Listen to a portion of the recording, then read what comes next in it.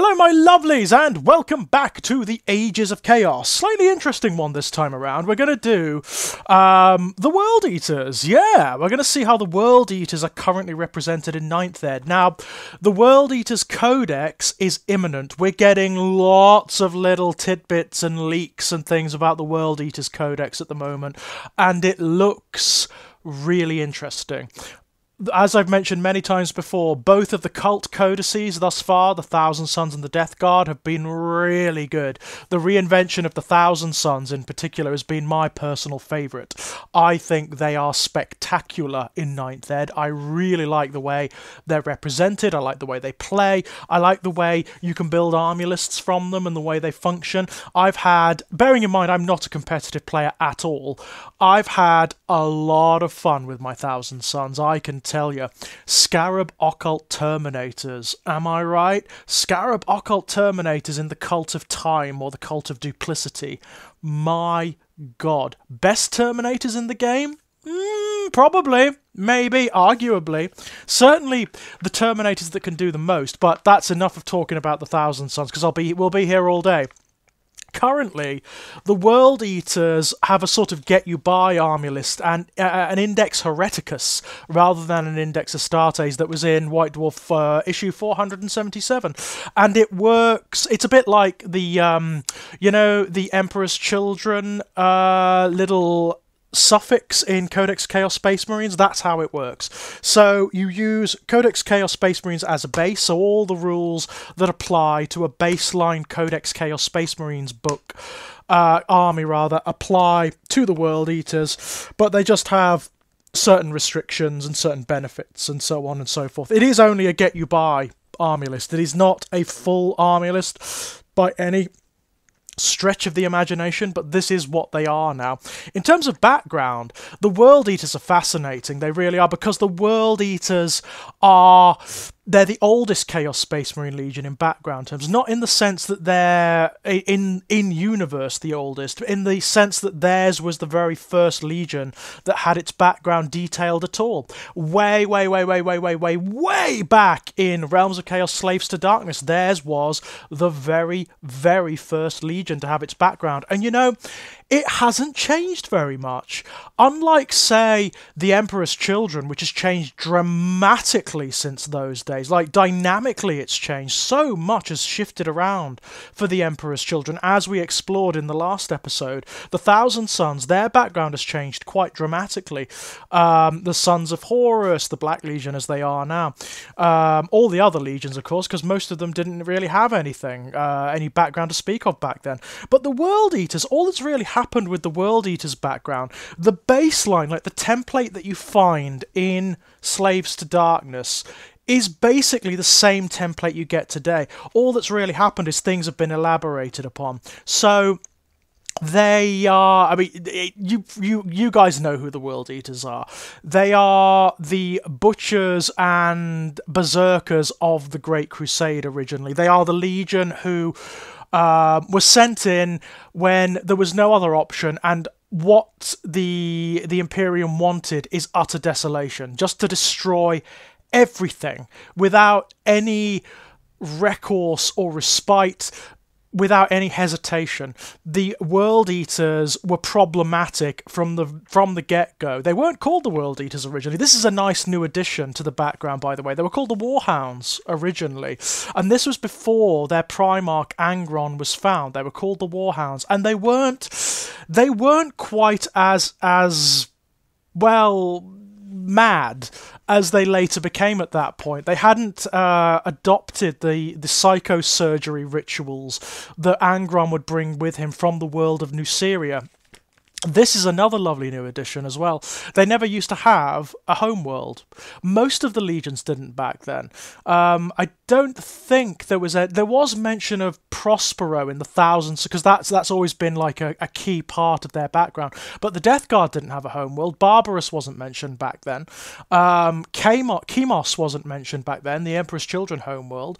And Nuceria wasn't mentioned as their homeworld until very, very recently. It was actually Aaron Dembski Bowden in the Horus Heresy series who named Nuceria as the homeworld of the World Eaters and detailed its culture, basically as a sort of old feudal system, which was it's an oligarchy. It's ruled by an elite of aristocratic nobles who keep the populace under control through tyranny and armed might, and it's bread and circuses, essentially.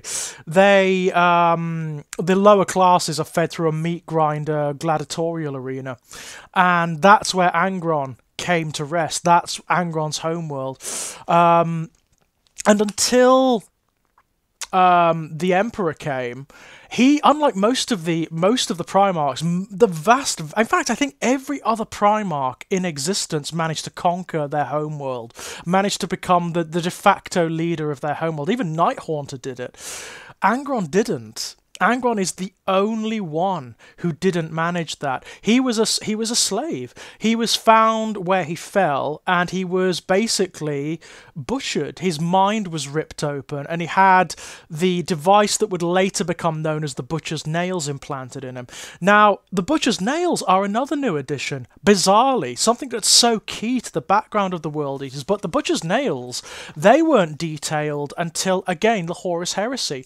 What you got in the original background of the World Eaters was a vague mention of how there was ritual psychosurgery conducted on new recruits to the World Eaters to make them more frenzied and more berserk in battle. That was it. It was much more vague back then. It wasn't as specific or as detailed as it is now. There certainly wasn't a specific device. But in the Horus Heresy, we learned of the Butcher's Nails, the first example of which was implanted in Angron. And the Butcher's Nails are effectively a device that rewires the circuitry and chemistry of the brain so that when those afflicted with them are at rest, they are driven by constant pain. And the pain escalates and escalates and escalates until they start to engage in violence. And when they engage in violence, it activates the pleasure centers of their brain, and they experience a wash of ecstasy. And as a result, they come to associate ecstasy with violence. And after a while, it's like any drug addiction. After a while, just to bring themselves up to a particular level of operation, they have to engage in extreme acts of violence. Now, Nuceria is for me, one of the greatest mysteries of the Warhammer 40,000 universe. Angron didn't conquer it. When the Emperor and the Great Crusade found Nuceria, Angron was about to die. He'd led a revolt with his fellow gladiators, whom he regarded as his brothers and his sisters, and he loved them dearly, he really did.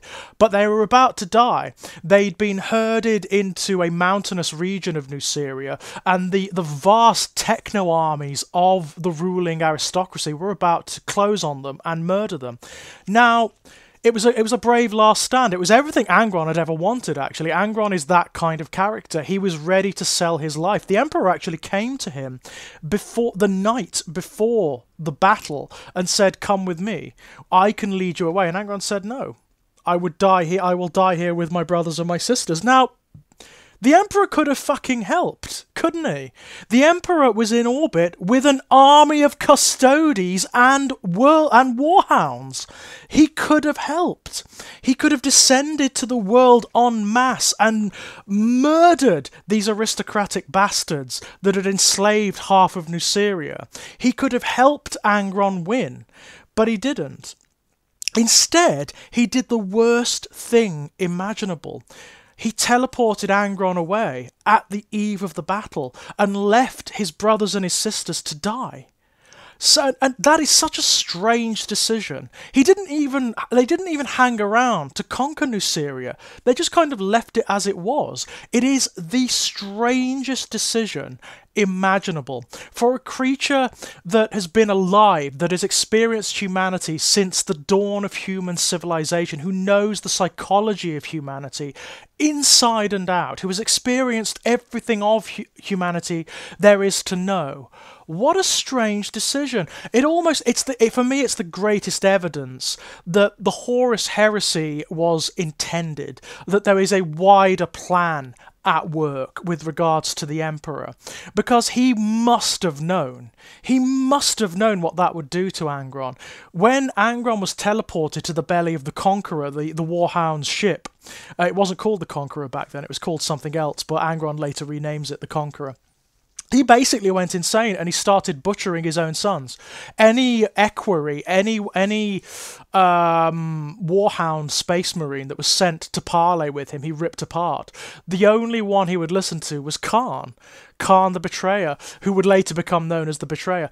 Khan was the great mediator, the great politician of the Warhounds back then, and he somehow managed to calm Angron down and managed to gain his ear, and Angron very reluctantly took on the mantle of the Primarch of what he then renamed the World Eaters.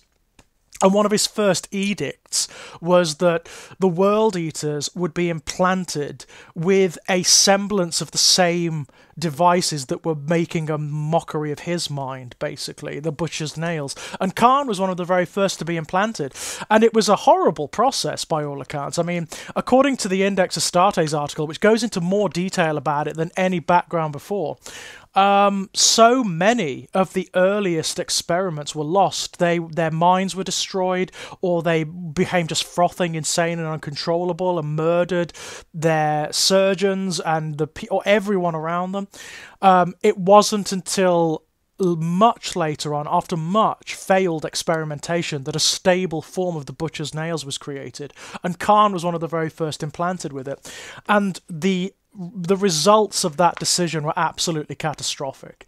I mean, what was a reasonably stable legion up until that point became a byword for butchery and slaughter. The World Eaters just arriving in a system was often enough to make that system surrender if there was some dispute or uprising or whatever, because the fear of what they would do. I mean, Angron and the World Eaters there was no parley with them. There was no stopping them. If they were unleashed and the butcher's nails started to kick in, that was it. That was it. They wouldn't stop until the worlds they fell on were a charnel house, until there was nothing left. You can kind of see how they came under the sway of Khorne, can't you? Obviously, when the heresy erupted, when Horus declared his independence from the Imperium, Angron was all too ready to throw. He was one of the very... In fact, I think he was, alongside Fulgrim, the very first Primarch to throw in with him. He's always respected Horus more than the Emperor. There's always been that seed of resentment from their initial meeting, from what happened on Nuceria. And after that, after they were released from the yoke of imperial bureaucracy, that was it. That was it. The World Eaters, just their insanity deepened and deepened and deepened and deepened. They fell further and further under the influence of Khorne, largely as a result of the manipulations of the Word Bearers. There's a great piece of new background detailed in the book Betrayer that Aaron Dembski-Bowden wrote, where Lorgar and the Word Bearers and Angron and the World Eaters embark on their own little crusade through the Calth system in Macragge, and it's there that they find Nuceria, and Angron is allowed to come to terms with what happened there, and also with those who destroyed him, who butchered him, who made him so much less than he could ever be. And Lorgar's doing this deliberately. He's doing this deliberately because he knows that the poetry of that, the mythic poetry of that, pleases Chaos, it pleases Khorne, you know? So they embark on this incredible crusade of butchery across the face of Nuceria, and it's there that Angron is transformed into the Angel of Blood, the Demon Prince, the Demon Primarch of Khorne. At that point, he doesn't even know who Khorne is. He doesn't worship Khorne. He's in battle against Robert Guilliman and the Ultramarines who have come to defend Nuceria from him. And Lorgar basically envelops Angron in a warp storm. He is the one who's manipulating it, who's making it happen, and he is the one who orchestrates Angron's ascension, if you like. And it's a really fascinating thing. Later on, Khan comes to Lorgar and basically says, "What did you do to him?" And Lorgar says, "I saved him. The butcher's nails would have killed him eventually. They were killing him."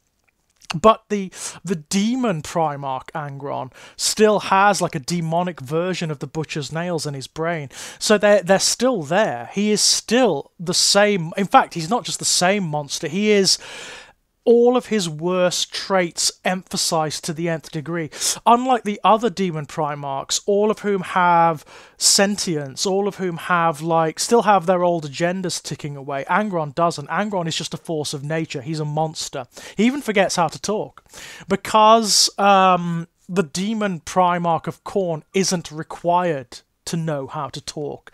He forgets, and he has to work at it. He becomes a seething altar of cornate energy, and his influence starts to spread throughout the World Eater's ships, throughout the Conqueror, and eventually that's it. By the time they arrive on Terra, and they have to be dragged there, by the way, by Perturabo and the Iron Warriors. By the time they arrive on Terra, they're monsters. There's nothing left of them. They are just cornate madmen, frothing lunatics who only want slaughter. And in the ages since, that's only gotten worse. That's just gotten worse. They are not an organised legion.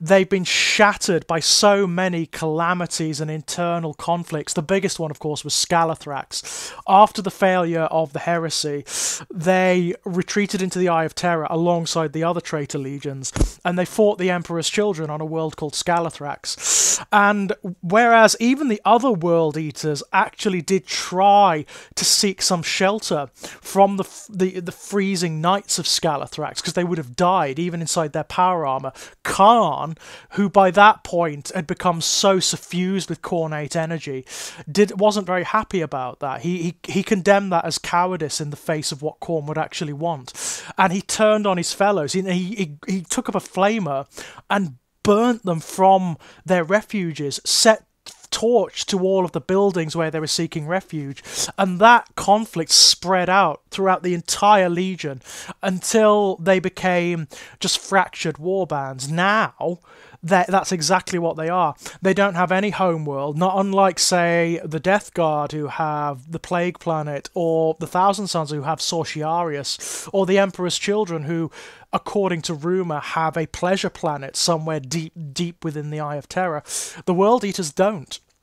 Again, just in that sort of twisted echo of Angron's own origins, he's one of the only traitor Primarchs who isn't fit to have his own world, because how could he rule a world? He's mad. He's a force of nature in his demonic form. He is just slaughter and genocide incarnate. So how could he possibly rule a world? There's just no way, right? So that's what they are. They are fractured, splintered warbands, and they still practice the old psychosurgeries on new recruits. And in fact, the butcher surgeons that inflict that surgery have spread out through the other traitor legions. So a lot of them now are under Abaddon's employ. So there are honest-to-God Black Legion Cornate Berserkers now. And that's where they are in background terms. They are spread across the universe. I mean, the most notable thing they've done in the more recent millennia is the War for Armageddon, the original War for Armageddon, where more or less the entire Legion and Angron and demon hordes and cornate warbands and renegade chapters fell on Armageddon and almost destroyed it. They almost took the planet.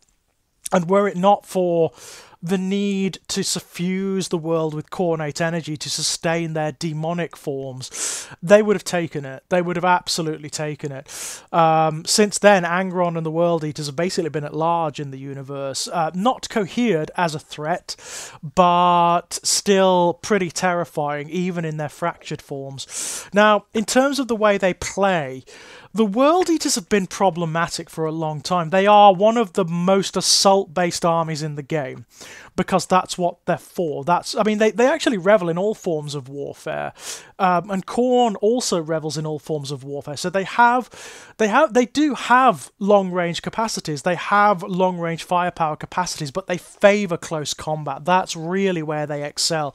But really, from 3rd Ed onwards, most editions of Warhammer 40,000 have just naturally favoured firepower. Long-range firepower. As a result, they've suffered quite a lot. They've always been a really difficult army to play. They were okay in 3.5, like most Chaos armies were. They had a really good list in 3.5. But since then, there hasn't been much. Let's put it that way. They've been one of those armies that's always been heavily compromised. Now, utilising the new Codex Chaos Space Marines as a base, that's not the case anymore. They have access to pretty much everything in the book, so they can be more easily balanced than they could before. There's a lot going for them here. The only real proviso in the Index Hereticus is that everything has to take the Mark of Khorne. Well, most things can take the Mark of Khorne, so that's fine.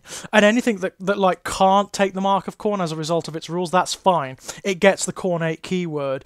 It's absolutely fine. So you can structure World Eaters armies now by selecting certain units to make quite a balanced and fun force. There's a lot more options for deployment, for example, now, where if you are going for an assault-heavy army, you can take very fast units, or you can take units that can teleport, or you can take units that have jump packs and whatnot to get around the fact that they're going to get shot up as they cross the battlefield. Now, in terms of their Legion trait, it's a very short and simple one. Unlike the Legion traits in Codex Chaos Space Marines, it's just one tier. There's not 2 tiers, there's just one. And it's the Butcher's Nails. Angron's sons hurl themselves towards their foe, intent on tearing them apart in a brutal whirlwind of violence. Each time a unit with this trait fights, if it made a charge move, was charged, or performed a heroic intervention this turn, then until that fight is resolved, add 1 to the attacks characteristic of models in this unit. So, if they're in assault, if they're in the fight phase, then they get +1 attack. Now, that might not seem much until you take into consideration a few things. First of all, this acts in conjunction with Let the Galaxy Burn, right? And Let the Galaxy Burn means that they're going to be gaining attacks and extra hits anyway when they're rolling their exploding 6s in certain phases of the fight, yeah? On top of that, most of the units in Codex Chaos Space Marines and the Get You By listing for Khorne Berserkers in this article already have multiple attacks. When you apply that to, for example, Warp Talons that have 5 attacks apiece, or Possessed that have 5 attacks apiece, that's a lot of attacks.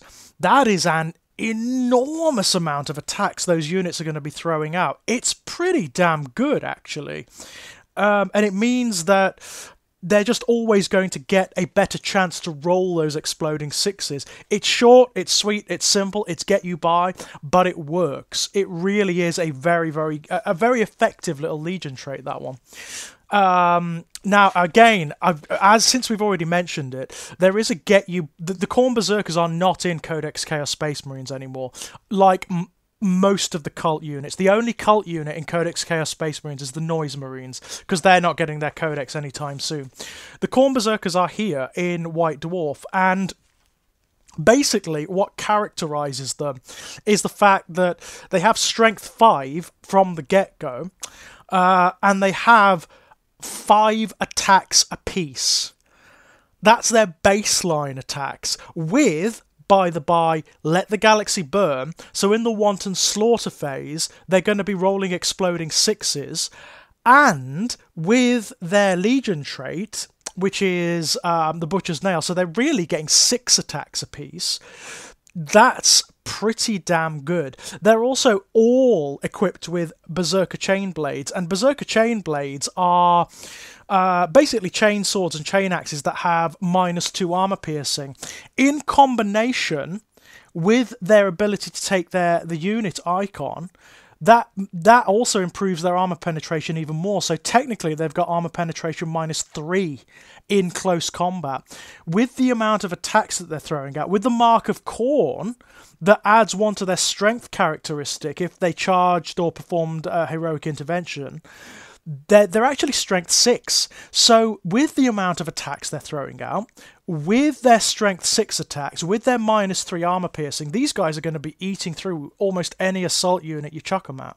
They're pretty damn nasty.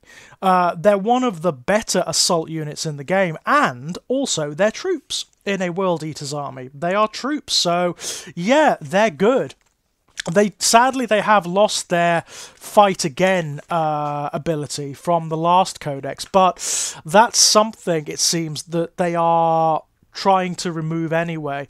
There are very few units that can do that fight a second time thing in 9th Ed, and those that can, they're very rare, and normally you have to pay a premium for it, so I'm not gonna... There are units that can do it though, and we'll get to that in a moment. In terms of the Warlord traits are largely focused on making the recipient a more vicious combatant, basically. Then there are very few sort of like aura based abilities here, because the World Eaters are not really that inspired by their leaders. They only revere violence, so the most violent of them, the strongest, are the ones that lead. So you've got Slaughterborn. This warlord bears the favour of Khorne, his murderous prowess growing with each worthy skull claimed in his master's name. Each time an enemy character, monster, or Titanic model is destroyed by an attack made by this warlord, until the end of the battle, add 1 to this warlord's attacks and strength characteristics. That's pretty good. You're going to have to get them across the battlefield, you're going to have to kill characters, monsters, or Titanic models, but applied to, say, something like a Demon Prince, really good. Really, really good. They're just going to keep getting better as the battle goes on.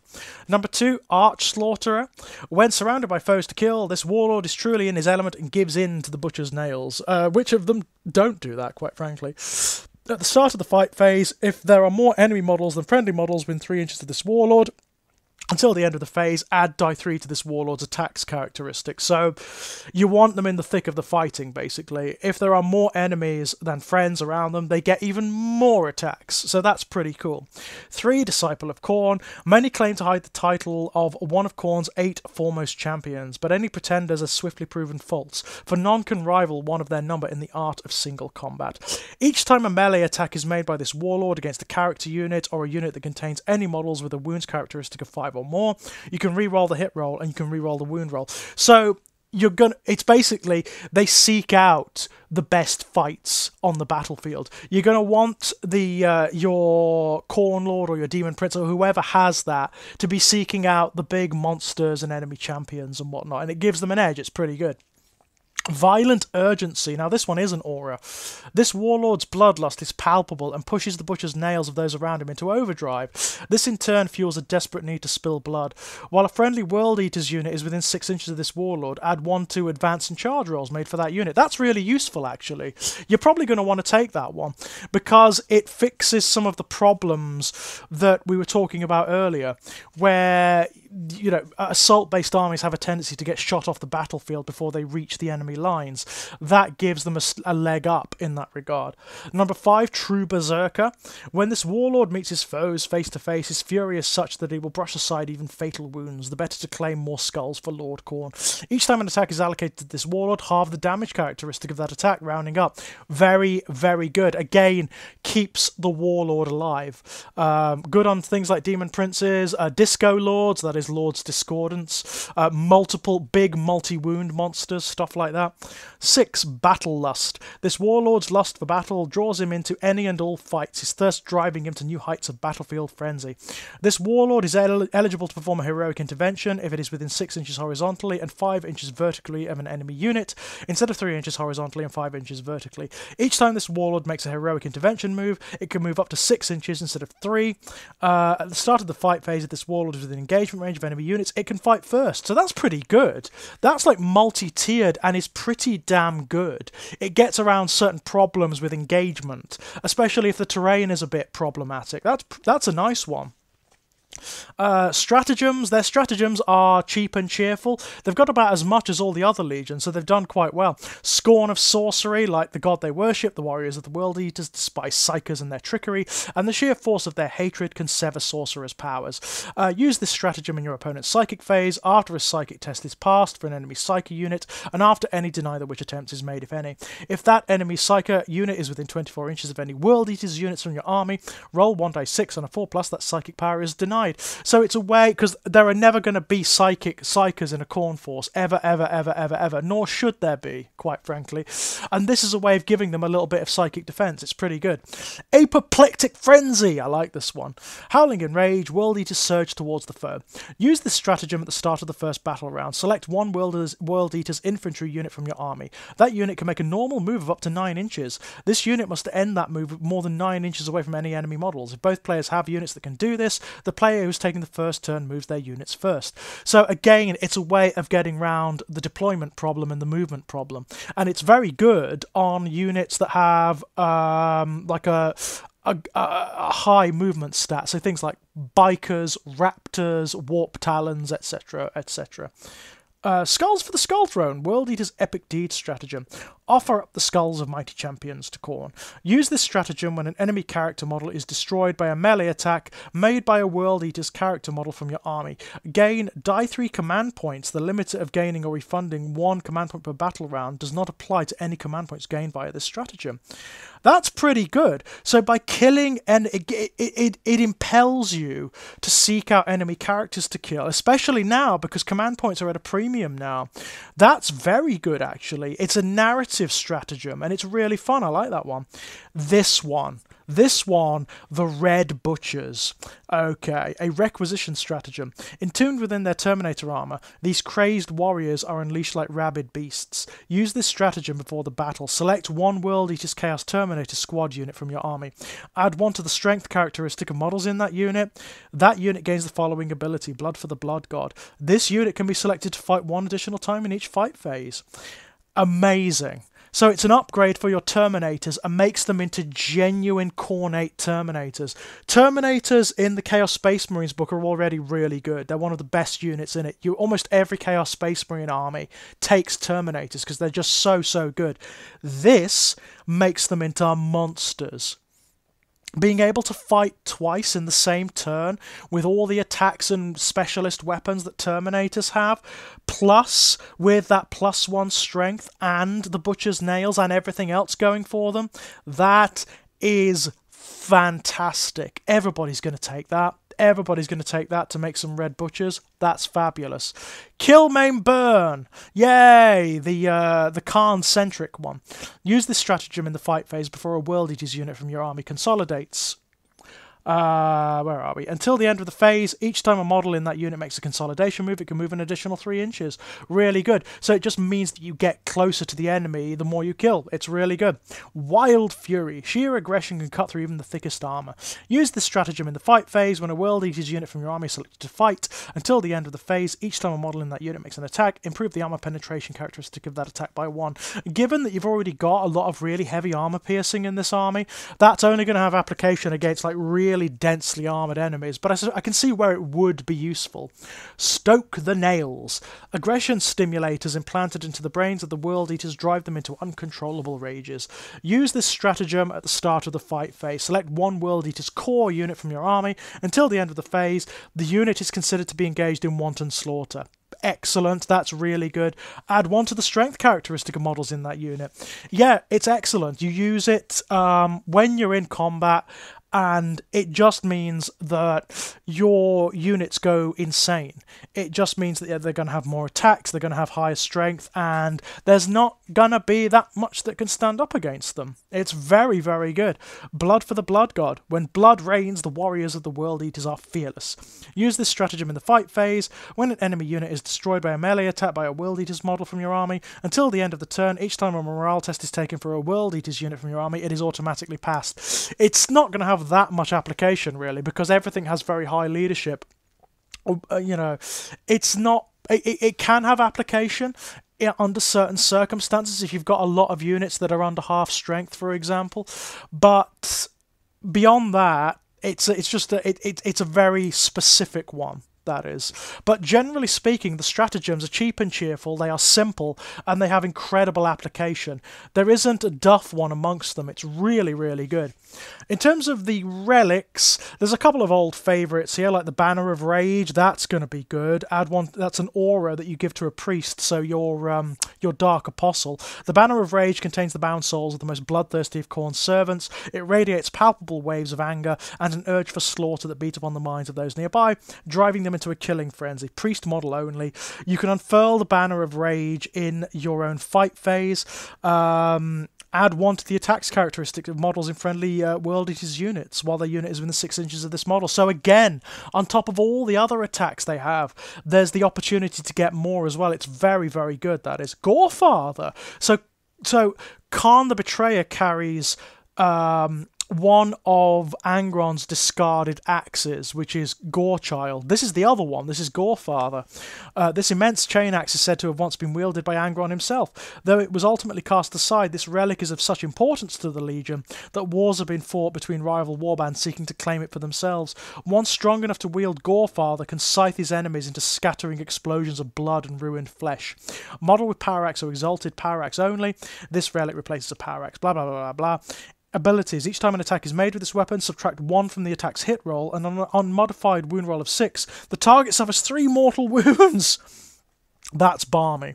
Yeah, so you give this to a really nasty character like a Demon Prince or to a Disco Lord, and opponents start to just pop like pimples around them. It's really good. The Berserker Glaive. Wow, that's an old favourite.